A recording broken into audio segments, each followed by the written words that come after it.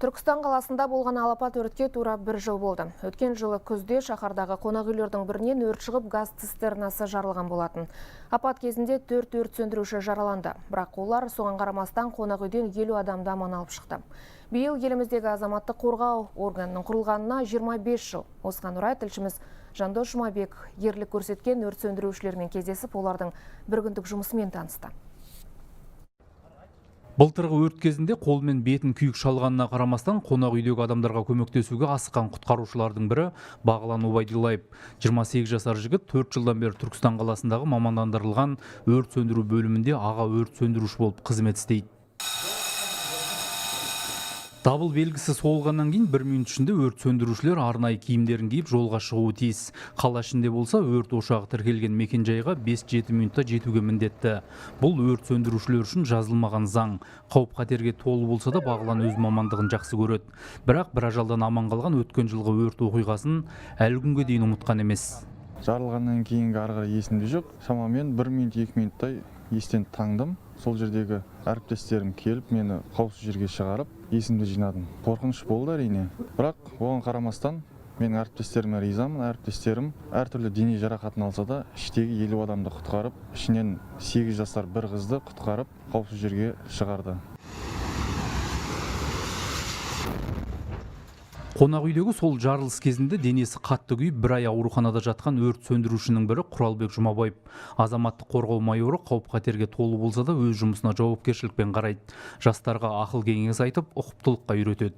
Ол өртке күйім деп бармайсың, алдына не тұрған білмейсің, енді сондай сәттер болып тұрады. Өзіміздің міндетіміз, мамандығымыз болғаннан кейін, ол біздің адам құтқару парызымыз.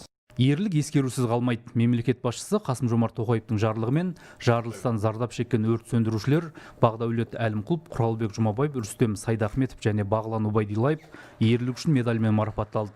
Бағланның кәсібіне адал, жұмысына жауапты екенін әріптестері де жоғары бағалайды. Ерлігін үлгі етіп, мақтан тұтады. Ешқашан ешкімге жамандық тілемейді. Мақтан тұтамыз, біздің арамызда айтады ғой, 1000 адамның арасында бір герой болады ғой, сол герой біздің Бағлан деген жігіт. Бағланды жұмыстан үйге аман-есен оралғанша ата-анасы мен жұбайы және 3 баласы алаңдап асыға күтіп отырады. Есіктен кірген бойда кішкентайлары жүгіріп мойнына асылады. Бала кезінен өрт сөндірушілікке өте қызығушылығы күшті еді. Сол ниетіне Алла тағала жеткізді. Жұмысқа кеткенде ойымда әрқашан көзіміз 4 болып, тілеулес болып отырамыз балдарға. Адам құтқару мен өрт сөндіру жауапты әрі қауіпті болғандықтан мұнда бос белбеулерге орын жоқ. Темірдей қатаң тәртіп барлығына ортақ.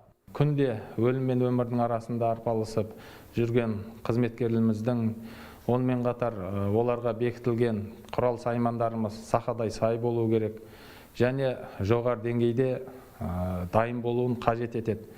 Себебі біздің атқарып жүрген қызметіміз қателікті кешірмейді. Мен айтар едім, осы құтқарушылар мен өрт сөндірушілердің жұмыстары ерлікпен пара-пар деп.